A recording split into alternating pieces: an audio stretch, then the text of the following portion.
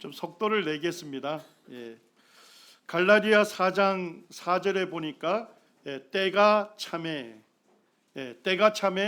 하나님이 그 아들을 보내사 여자에게서 나게 하시고 율법의 저주에서 우리를 속량하시고 우리로 아들의 명분을 얻게 하셨죠. 신구약 중간사 400년을 뭐라고 부르죠? 침묵기다 또는 영적인 암흑기다.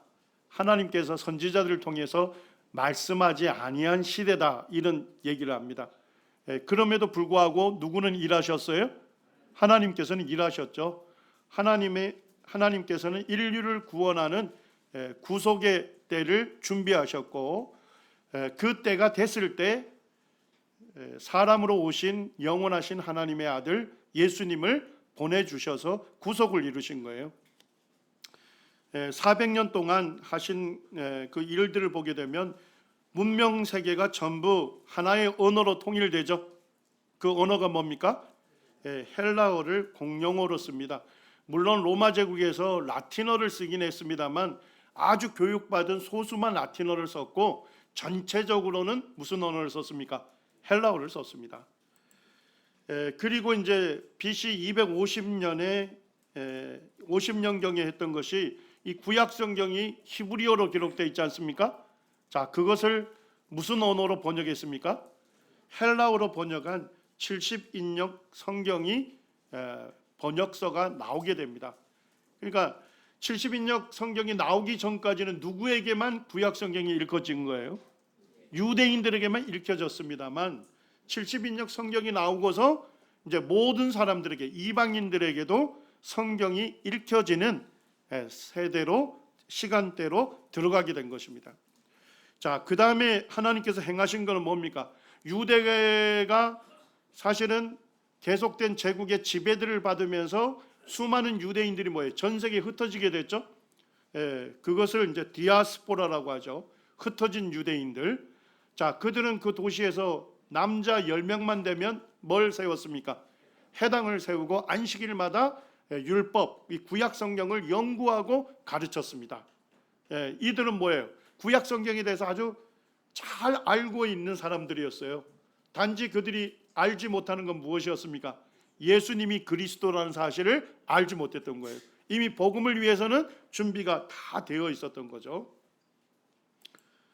자, 그 다음에 세 번째, 예수님 탄생할 때 제국은 어느 제국이었습니까? 로마 제국이었고, 그때 로마 제국이 뭐예요? 팍스 로마나, 로마 제국에 의한 전 세계의 평화를 구축하던 시대였습니다. 전쟁이 맞춰지고 평화의 시기가 도래되는, 그래서 정치적으로 안정이 되고, 정치적으로 안정이 되면서 로마는 뭡니까? 전 세계에서 로마로 들어올 수 있도록 도로를 건설하게 됩니다. 그리고 뭐예요? 한 제국에 의해서 통치를 받죠. 그러니까 민족과 민족 간에 뭐가 사라졌어요? 거기에 국경이 완전히 사라지게 된 거예요. 그러니까 한 민족에서 다른 민족으로, 한 도시에서 다른 도시로 여행하는 것이 제한이 없어지게 된 것입니다. 그래서 우리 주님께서 이 구속의 때가 됐을 때 하나님께서 그 아들 예수 그리스도를 보내셔서 여자에게서 나게 하시고 율법의 저주에서 우리를 속량하시고 구속하셔서 아들의 명분을 얻게 하시는 은혜의 시대를 열게 된 것입니다. 우리가 이제 팍스 로마나라고 하는데 로마에 의한 평화 시대입니다. 그래서 사실 이제 이 시대가 되기 전에는 원로원이 전체적으로 제국을 다스렸거든요. 제국을 다스리는 공화정 시대에서 1인 황제가 직접 제국을 통치하는 제정 시대로 넘어가게 됩니다. 자, 1대 황제가 누굽니까? 옥타비아누스가 1대 황제예요. 그 이전까지는 공화정이다, 이렇게 생각하시면 됩니다. 정치적으로 통치 체제가 안정이 안 돼 있었어요. 자, 그런데 이제 옥타비아누스부터는 제정 상태로 갑니다. 황제가 제국 전체를 통치하게 되는 거예요. 그러면서 평화를 구축하게 되는 겁니다. 자, 우리 여기 지금 슬라이드 화면에서 성경에 등장하는 인물이 누구죠? 옥타비아누스. 예, 옥타비아누스를 이제 카이사르 아우구스투스라고 하죠. 그래서 성경은 뭐라고 합니까?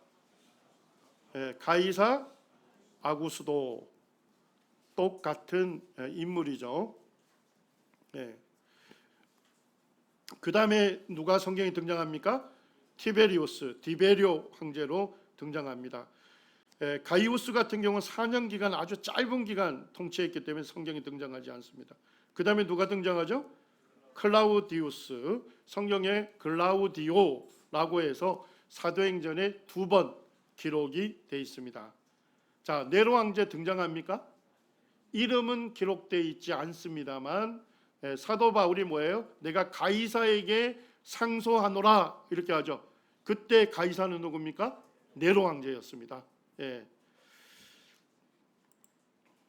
그 이후에 이제 플라비우스 왕조가 이루어지는데요.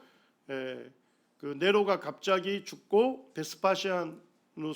베스파시안이 황제로 로마의 이제 그 정치 군인들에 의해서 추대가 돼서 황제가 됩니다. 그리고 그의 아들 이제 티투스, 도미티아누스로 이어지게 되죠. 그 다음에 이제 로마의 최고의 전성기를 이끈 5명의 현명한 황제, 이 마르쿠스 아울레리우스까지 한 200년 기간을 팍스 로마나다. 그러니까 전쟁이 거의 없고 정치적으로 안정돼 있었던 이런 시대에 이 복음이 전 세계에 급속도로 확산이 되게 된 것입니다. 자, 옥타비아누스를 이제 우리가 좀 살펴보면 원래 이제 그 옥타비아누스는 이제 율리우스 카이사르의 양자입니다. 양자. 그래서 율리우스 카이사르, 이제 우리가 영어 음력에 되게 그 많이 젖어 있죠. 영어 음력. 줄리어스 시저, 시저가 이제 카이사르인데 이 율리우스 카이사르가 삼두 정치에서 집정관 3명 중에 한 명이었다가 이제 나중에 독재관이 됩니다. 유일한 1인 통치를 시작하려고 했는데 그때 누구에 의해서 암살당하죠? 브루투스에 의해서 BC 44년에 율리우스 카이사르가 암살당합니다. 그리고 이제 2차 삼두 정치를 출범하죠. 이때 이제 안토니우스 장군, 레피두스, 옥타비아누스가 이제 삼두 정치를 시작하는데요. BC 42년에 아주 중요한 전투를 치르죠. 필리피 해전 이렇게 했는데 필리피가 어딜 얘기하죠? 빌립보를 얘기합니다. 빌립보.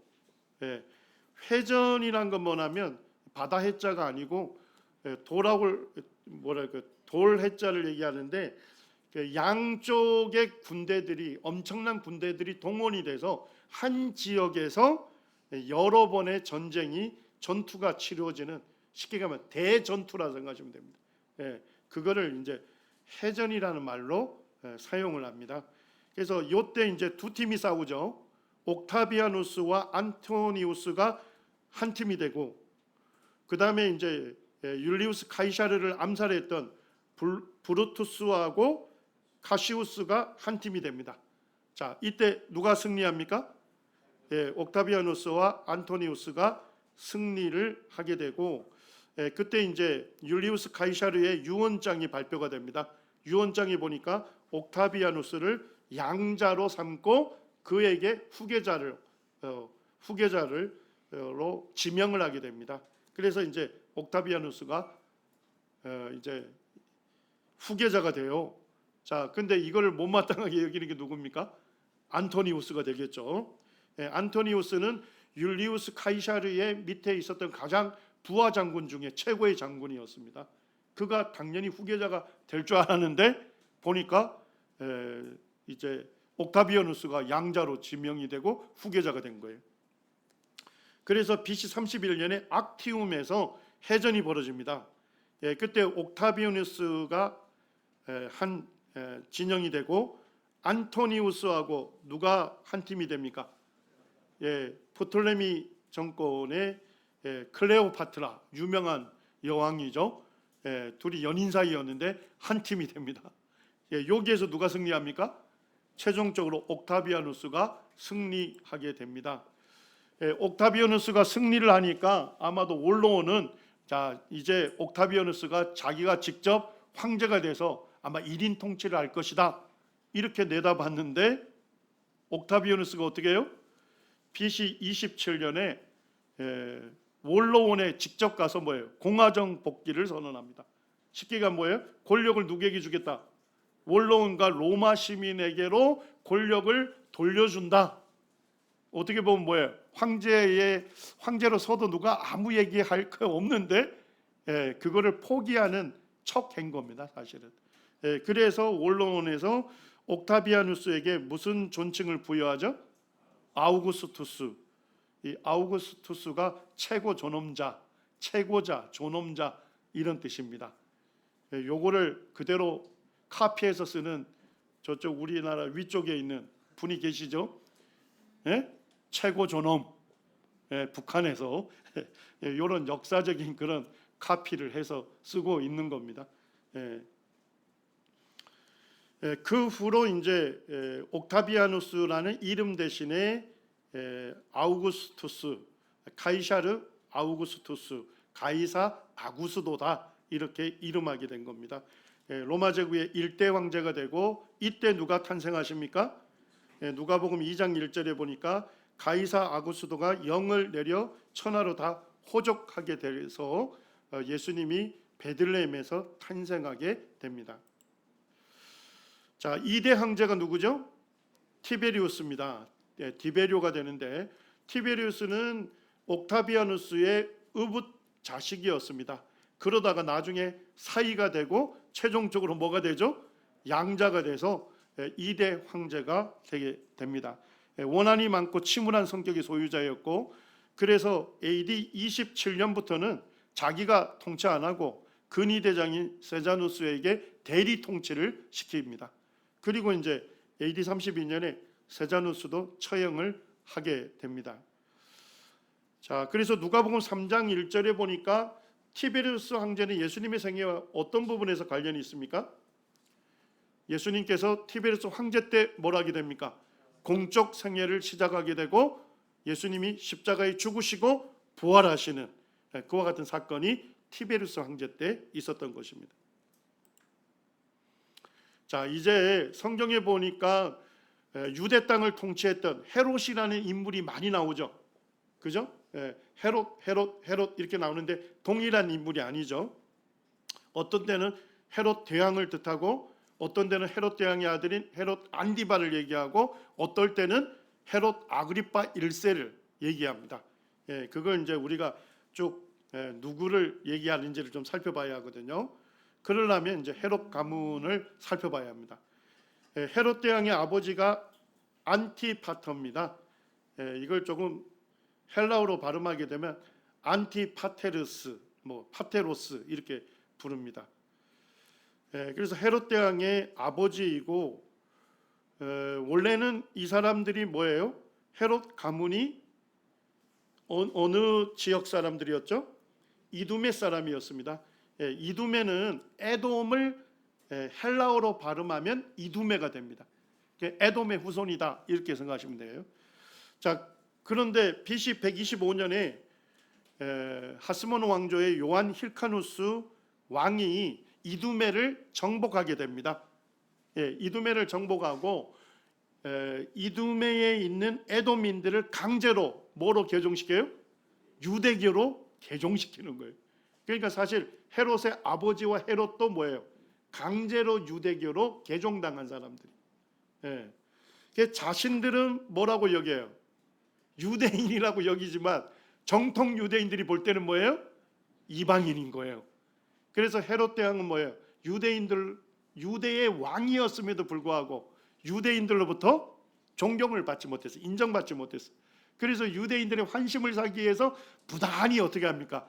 유대 종교에서 중요시 여기는 그런 부분에 아주 위대한 건축물들을 세우면서 유대인들의 한심을 죽을 때까지 구했던 인물이 헤롯 대왕입니다.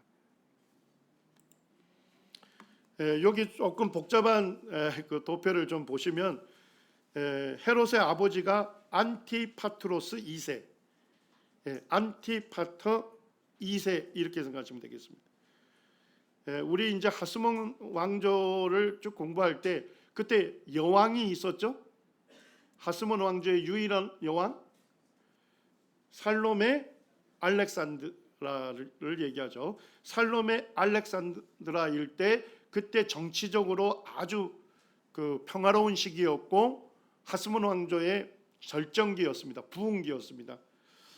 근데 문제는 뭐였을까요? 후계 구도를 확실히 하지 않았어요. 그래서 원래는 이제 첫째 아들인 힐카누스 2세에게 후계자로 지목을 했는데 요게 둘째 아들 아리스토블루스 2세가 사실 이제 형의 왕위를 찬탈하게 됩니다. 찬탈하면서 BC 67년에 하스몬 왕조의 왕으로 등장하게 되죠. 자, 그러다가 로마 제국의 폼페이우스 장군이 BC 63년에 어디를 함락시킵니까? 예루살렘 함락을 시켜요. 그러면서 아리스토블루스를 폐위시킵니다. 그리고 그의 형인 힐카누스를 대제사장으로 임명해요. 그리고 유대 전체를 뭡니까? 로마의 속주로 삼았겠죠. 그리고 이 로마의 속주를 다스리는 행정관으로는 누구를 세운 거예요? 헤롯의 아버지인 안티파트로 2세 안티파터를 행정장관으로 세우게 됩니다. 그리고 이제 이 헤롯의 아버지는 첫째 아들 바사엘을 유대의 총독으로 세우고 둘째 아들이 헤롯이었습니다. 둘째 아들 헤롯을 갈릴리 총독으로 세우게 됩니다. 자, 이렇게 이제 했었는데 여기에 보니까 하스몬 왕조가 사실 멸망을 했는데 이 하스몬 왕조의 안티고노스가 BC 40년에 자기가 하스몬 왕조를 왕으로 즉위를 하게 됩니다. 그러면서 어떻게 해요? 여기에 보면 안티파터를 암살을 하고 파사엘을 암살합니다. 다행히도 누구는 안 죽었어요? 헤롯은 로마로 피신하게 됩니다. 그렇게 해서 이제 이루어졌다가 로마로 피신해서 로마 제국으로부터 헤롯이 뭐로 세워질까요? 유대의 왕으로 세워지게 됩니다. 그리고 와서 어떻게 해요? 예루살렘을 정복하게 되죠. 안티고노스를 죽이고 이제 BC 37년부터 실제적으로 뭐예요? 유대의 왕으로 통치하게 됩니다. 이게 이제 쭉 그런 역사를 갖고 있습니다. 그래서 BC 40년에 안토니우스하고 옥타비아누스로부터 유대의 왕으로 인준을 받고 이제 돌아온 것이죠. 그리고 이제 BC 37년에 예루살렘을 점령하고 안티고노스를 죽이고 유대의 왕으로 실질적인 통치를 하게 된 것입니다. 그 다음에 이제 이 헤롯을 우리가 이제 보통 역사에서 뭐라 부릅니까? 헤롯 대왕이다, 또는 뭐 헤롯 대제다, 또는 뭐 대헤롯이다, 뭐 다양한 이름으로 불러줘요. 어쨌든 그가 통치할 동안 유대 전체가 정치적으로 사실 안정이 돼 있습니다. 안정이 됐고, 그 다음에 이제 헤롯 대왕이 정말로 잘했던 게 뭐였죠? 건축 왕이라고 부를 정도로 건축을 많이 했습니다. 건물을 많이 지었어요. 그래서 보면 BC 27년에 사마리아를 재건축해서 이름을 뭐라고 붙입니까? 세바스테라고 붙입니다. 이 세바스테는 아우구스투스를 헬라어로 말하면 세바스테가 됩니다. 발음은 사실 완전히 다른 것 같은데 세바스테 이러면 아우구스투스를 얘기하는 거죠. 어떻게 보면 뭐예요? 자기에게 유대인의 왕으로 세워졌잖아요. 그 황제에게 그 도시를 바친 거죠. 자, 그 다음에 22년에는 뭐를 건설합니까? 가이사라를 건설합니다. 여기에 보면 가이사라 마르티마까지해야 풀텀입니다. 이 마르티마는 해변을 얘기합니다. 해변에 있는 가이사라 이런 의미죠. 그러면 또 다른 가이사라도 있잖아요. 어디죠? 가이사라 빌립보. 그거와 다르게 익히게 하기 위해서 가이사라 마르티마 이렇게 그 당시에 불렀습니다. 그래서 최초로 인공 항구를 건설해요. 그리고 자기에게 유대의 왕으로 세운 이 아우구스투스에게 그의 사실은 이제 그 황제 이름을 따서 가이사라라고 붙이게 된 것입니다. 자, 헤롯 대왕의 집안에 복잡한 가계도가 나오는데 다 읽을 필요는 없고요. 지금 시간도 없어요. 이게 스피드를 이제 쭉 올려야 하는데, 자, 일단은 예수님 탄생할 때 통치했던 헤롯이 누구죠? 헤롯 대왕이라고 하는 거죠. 그래서 우리 마태복음 2장에 보면 헤롯 왕이라고 돼 있는데 예수님 탄생할 때죠. 헤롯 대왕이다 이렇게 아시면 되겠습니다. 헤롯 대왕이 BC 4년에 사망합니다. 자, 그러면 헤롯이 통치했던 전체 그 팔레스타인 유대 땅을 누가 통치하게 됩니까? 아들 3명이 분봉왕이라는 이름으로 나뉘어서 통치하게 돼요. 그래서 여기에 보면 아켈라우스라고 하는데 성경에는 뭐라고 부르죠? 아켈라오 이렇게 나오죠. 아켈라오, 헤롯의 아들이다 이렇게 생각하시면 되죠. 아켈라오가 유대, 사마리아, 이두메까지 통치합니다.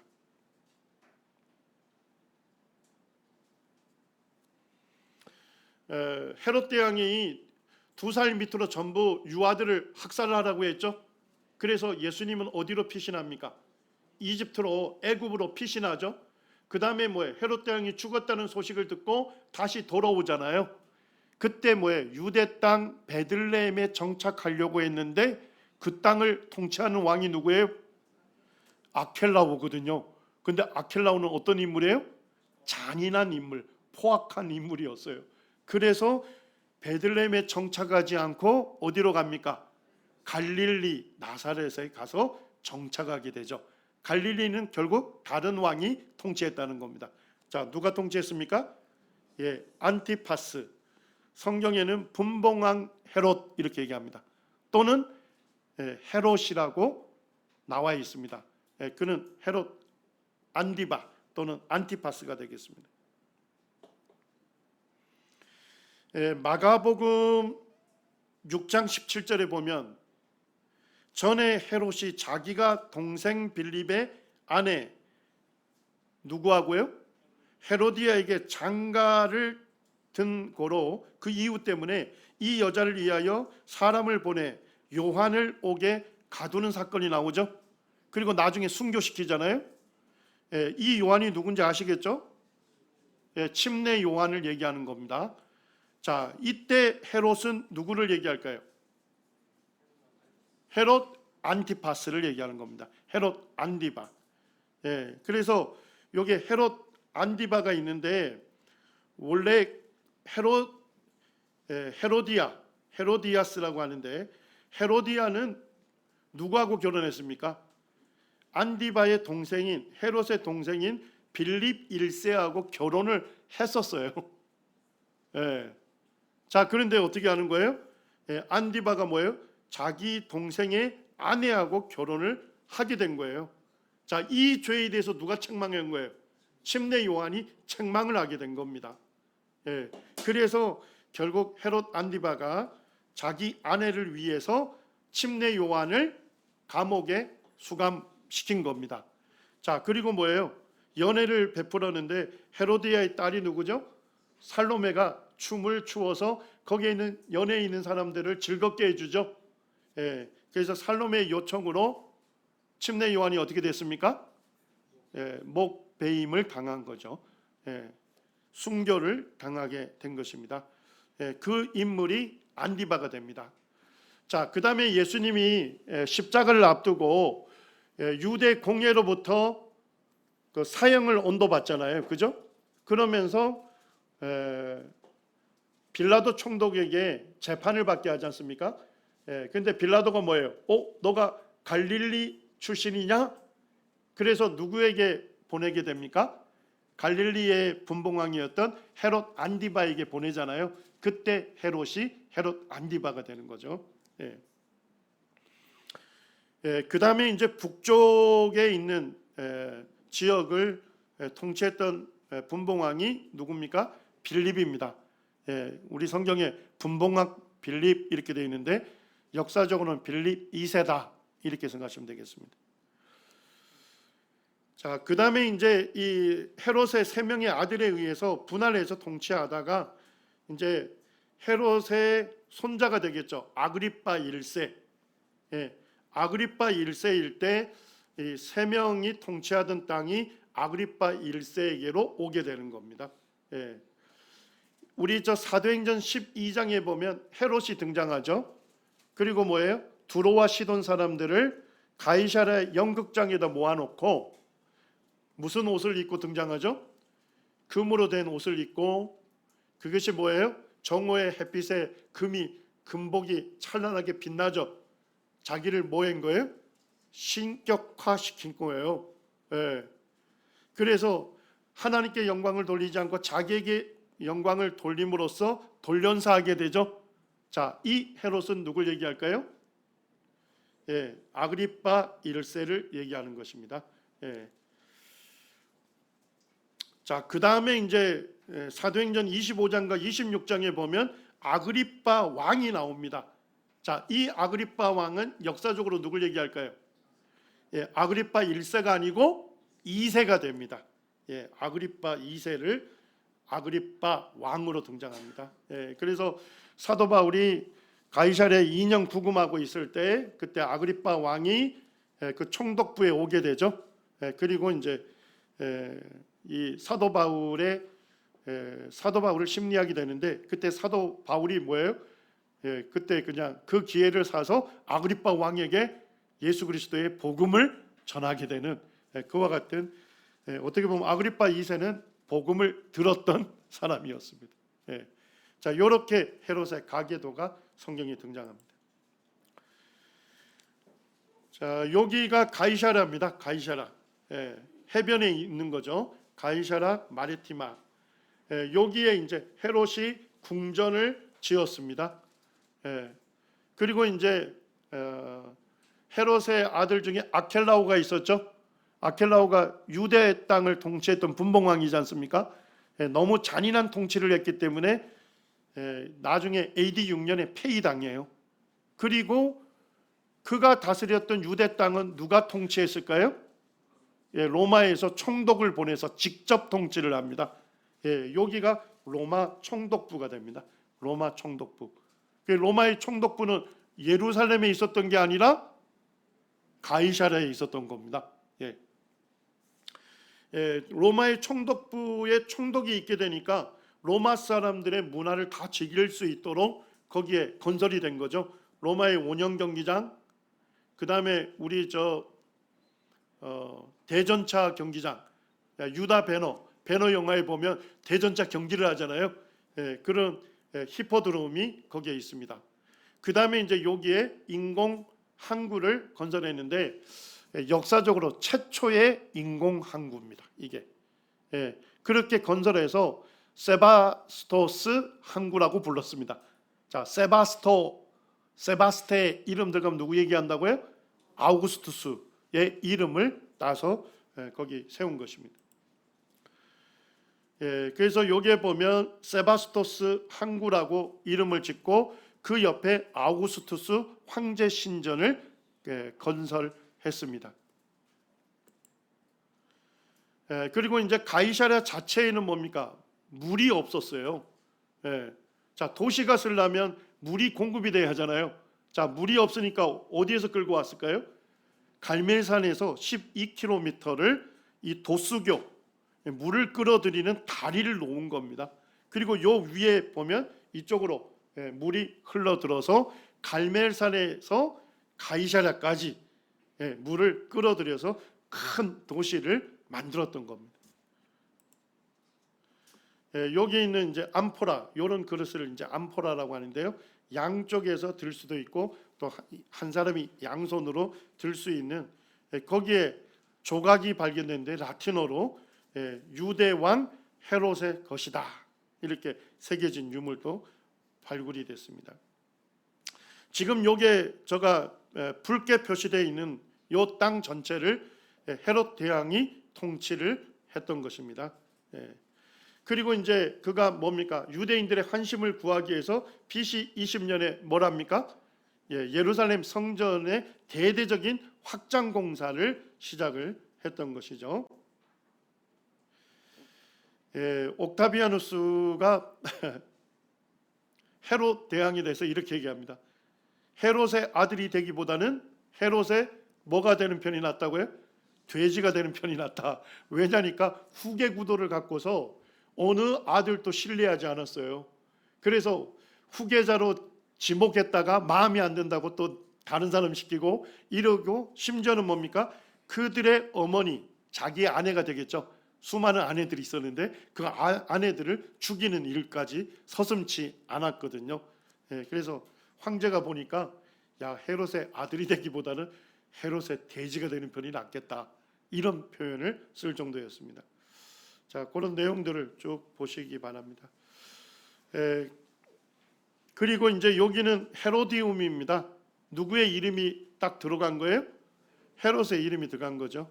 헤롯이 베들레헴과 아주 가까운 곳에 거기에 산이 있었는데 그 산을 더 인공적으로 높여가지고 자기의 요새를 만든 겁니다. 그래서 여기에 이제 여름 궁전, 궁전을 만들어서 여름에 여기에서 거주를 하고, 또 반란이 일어나게 되면 여기에 피신하려고 모든 그 피신에 필요한 모든 것 시설들을 여기에다가 해놨습니다. 그 이외에도 수많은 건축 사업을 했는데, 일단은 황제에게 잘 보이려고 수많은 건축을 했습니다. 그래서 아까 카이사르의 항구 만들고 뭐라 붙였어요? 세바스토스 아우구스투스 항구다 이렇게 붙이고, 그 옆에다 무슨 신전 만들어놔요? 아우구스투스 신전도 만들고, 도시 이름도 카이사라, 이래서 황제에게 바치는 도시로 이름을 쓰기도 한 겁니다. 그리고 이제 카이사라 빌립보에 가게 되면 거기도 아우구스투스 신전이 세워져 있습니다. 그리고 이제 유대인의 환심을 사기 위한 유대 종교의 아주 중요한 부분에 많은 건축을 했어요. 제일 중요한 게 뭡니까? 여기 보면 성전에 확장 공사를 했고, 그다음에 헤브론에 가게 되면 그 유대의 족장들 아브라함, 이삭, 야곱의 부부의 묘가 있었죠. 막벨라 굴. 그 바로 위에다가 이런 거대한 건축물을 만들어 놓아서 보존을 했던 겁니다. 그 다음에 이제 늘 뭐예요? 자기가 정통 유대인으로 인정받지 못했기 때문에 반란이나 암살의 그런 두려움에 늘 사로잡혀 있었어요. 그래서 도피처를 많이 만들어 놨습니다. 마사다의 요새를 건설했죠. 여기 보면 마사다의 요새를 건축하고, 그 다음에 여기 헤로디움에서도 요새를 건축했죠. 그 다음에 요단 동편의 마케루스에도 요새를 건축했어요. 그래서 이제 로마를 가고 이럴 때는 어떻게 해요?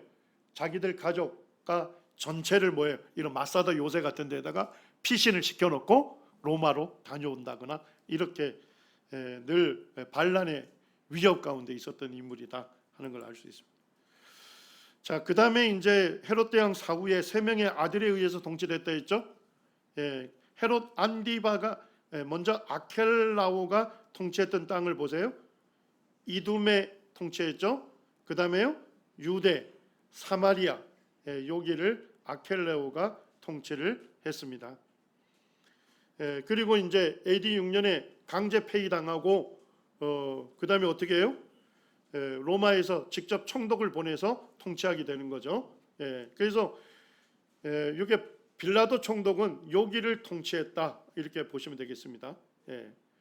자, 그 다음에 헤롯 안디바가 통치했던 게 어디입니까? 갈릴리 지역하고 베레아 지역이 되겠습니다. 자, 그다음에 요 북부에 통치했던 인물이 누구예요?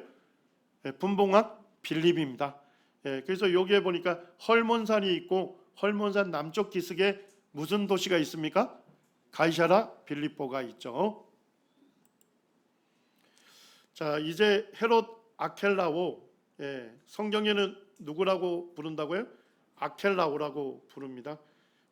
어쨌든 우리가 시간이 부족하기 때문에요.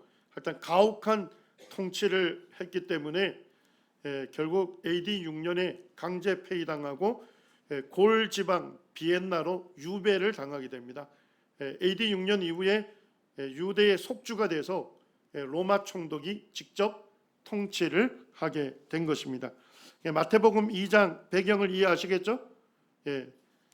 예수님이 다시 이집트에서 피신 갔다가 돌아왔는데 아켈라오가 너무나도 어떤 인물이었습니까? 포악한 인물이었기 때문에 거기로 가기를 무서워해서 갈릴리 지방 나사렛에 정착하게 되는 것이 배경이 나와 있습니다. 그 다음에 헤롯 안디바, 성경에서 분봉왕 헤롯이라고 하기도 하고 그냥 헤롯이라고 부르는 인물입니다. 자, 요 인물이 자기의 그 적극적인 후원해주는 로마의 황제가 있었어요. 누구였을까요? 헤롯 안디바를 적극적으로 지원해줬던 황제 누구예요? 티베리우스. 그래서 도시를 건설해가지고 그 황제의 이름을 붙인 겁니다. 티베리아스 이렇게 붙였는데 요한복음 6장 1절에 뭐라 불러요? 디베랴 이렇게 되어 있습니다. 자, 디베랴는 어디에 있습니까? 갈릴리 호수 서쪽에 있죠. 여기. 그래서 이 안디바가 디베랴를 이름을 붙인 이후로 갈릴리 호수를 무슨 바다로 불러요? 디베랴 바다로 부르도록 했다 하는 것입니다. 자, 그 다음에 이제 헤롯 안디바는 성경에 여러 번 등장하죠. 그래서 침례 요한을 순교시킨 인물이다 하는 것이 이제 사복음서에 쭉 기록이 되어 있고요. 자, 두 번째 헤롯 안디바는 어디에 등장합니까? 예수님이 마지막 예루살렘을 향해 여행할 때 바리새인들이 와서 헤롯 안디바가 당신을 뭐하려 한다?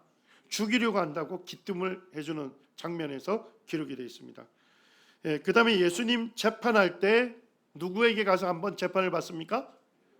갈릴리 분봉왕인 헤롯 안디바에게 가서 재판을 받습니다. 요 정도 헤롯 안디바가 성경에 등장하게 됩니다.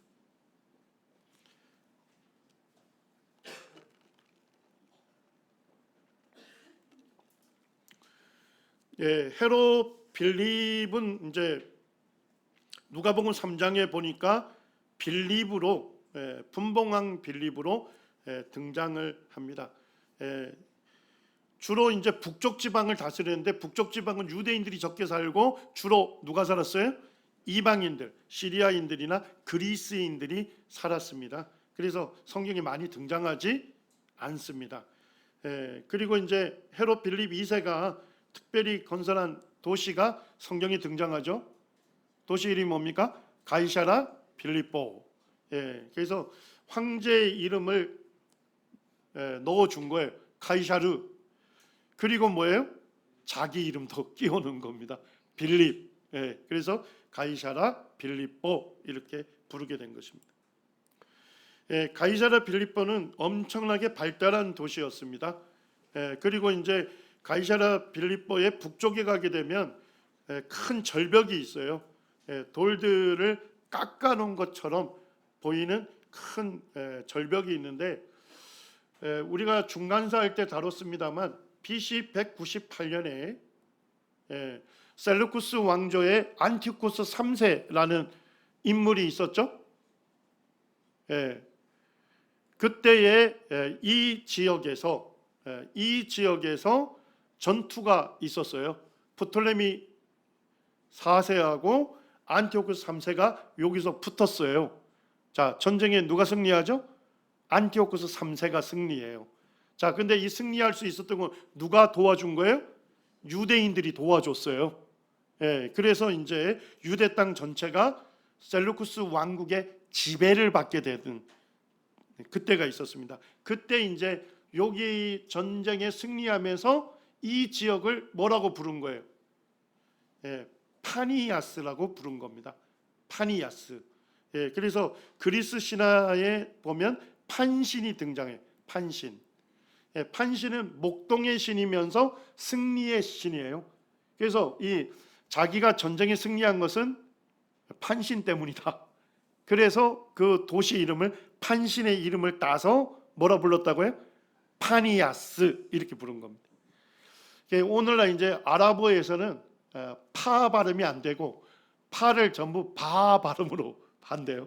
그래서 오늘날은 파니아스를 뭐라 부르는 거예요? 바니아스 이렇게 부르는 겁니다. 자, 그래서 전쟁에 승리하면서 여기에 있는 절벽에다가 판신을 새겨 놓은 거예요.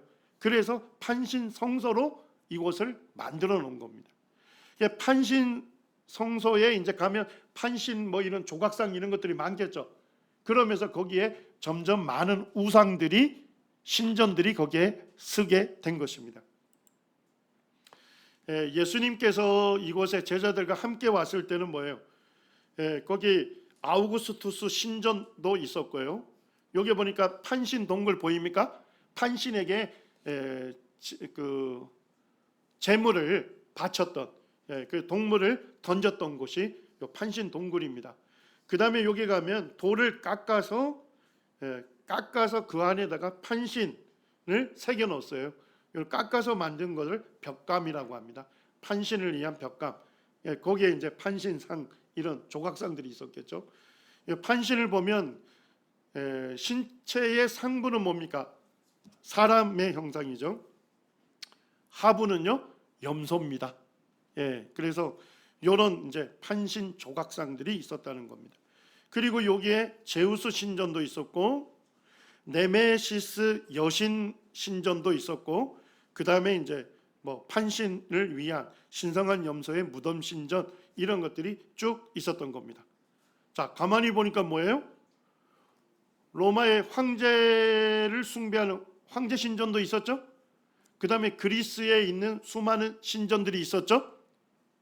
맞습니까? 그런 신전들이 있었던 겁니다. 자, 이곳을 누가 방문하신 거예요? 예수님께서 제자들과 함께 방문하신 겁니다. 마태복음 16장인데 13절에 보니까 예수께서 빌립보 가이사랴 지방에 이르러 제자들에게 물어 이르되 사람들이 인자를 누구라 하느냐. 예수님 자신을 누구라 하느냐 물었습니다. 자, 제자들이 뭐라 답합니까? 어떤 사람들은 엘리야라고 하고 어떤 사람은 침례 요한이라고 하고 어떤 사람들은 선지자 중에 하나인이다. 하나라고 합니다. 15절에서 예수님이 재차 물으시죠. 이르시되 너희는 나를 누구라 하느냐? 너희는 나를 누구라 하냐? 그럼 이때 시몬 베드로가 대답하여 이르시되 주는 그리스도시요 살아계신 하나님의 아들이시니이다. 예수님께서 특별히 가이사랴 빌립보에서 예수님이 자신이 누구시냐 물으신 이유가 있으시나요? 유대 사람들은 예수님을 누구라고 봤습니까? 선지자 중에 하나로 봤어요.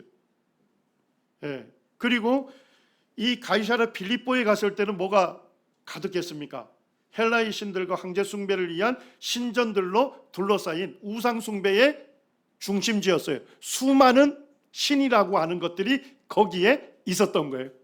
그러니까 예수님께서 너희들은 나를 누구라 하느냐. 예수님께서 두 가지를 물으신 거예요. 너희도 유대인인데 유대인들이 말하는 선지자 중에 하나로 나를 믿느냐. 그리고 여기에 수많은 신이라고 하는 것들이 있는데 이 수많은 신 중에 하나로 나를 믿느냐. 그런데 시몬 베드로가 아주 놀라운 믿음의 고백을 하죠. 주는 그리스도시요.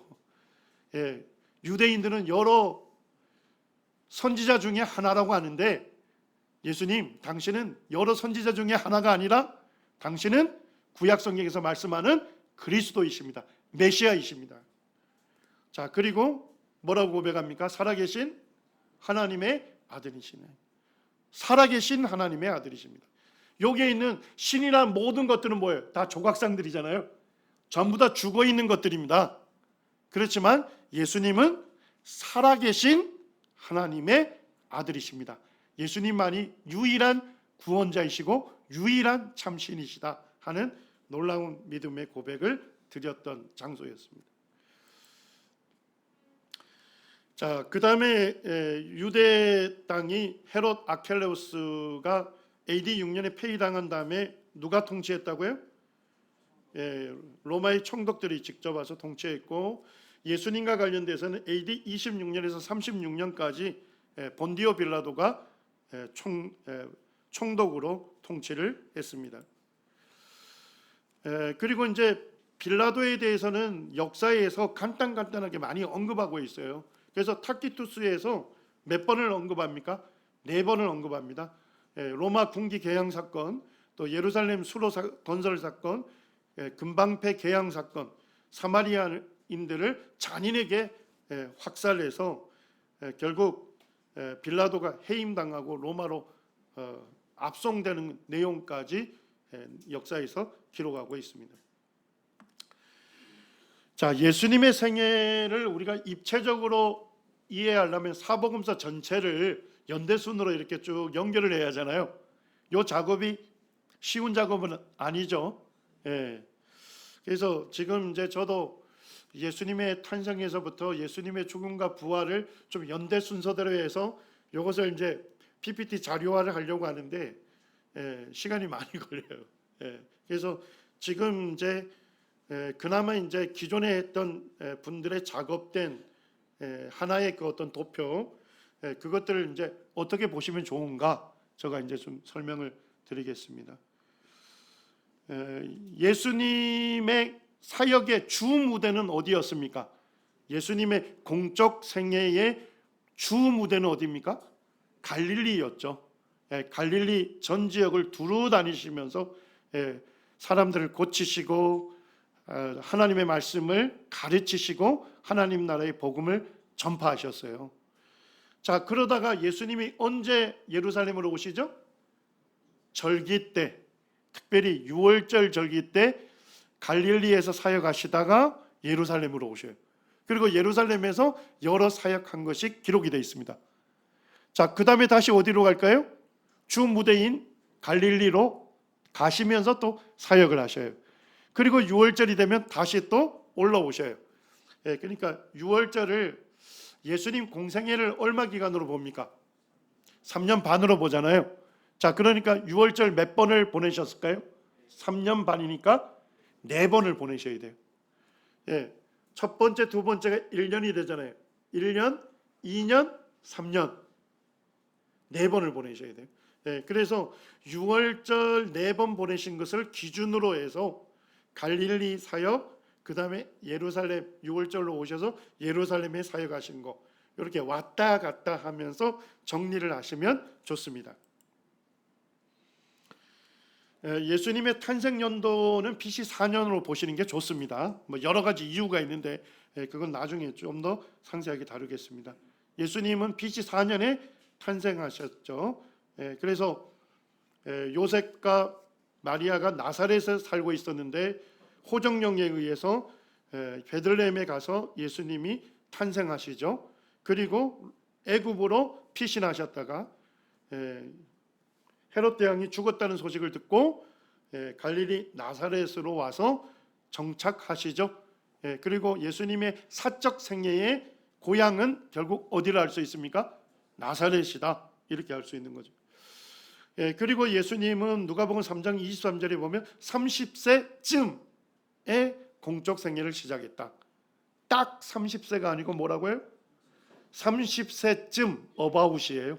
앞뒤 이런 얘기예요. 근데 이제 AD 29년에 공적 생애를 하신 것으로 보입니다. 자, 그러면 예수님 몇 세이죠? 33세처럼 보이는데요.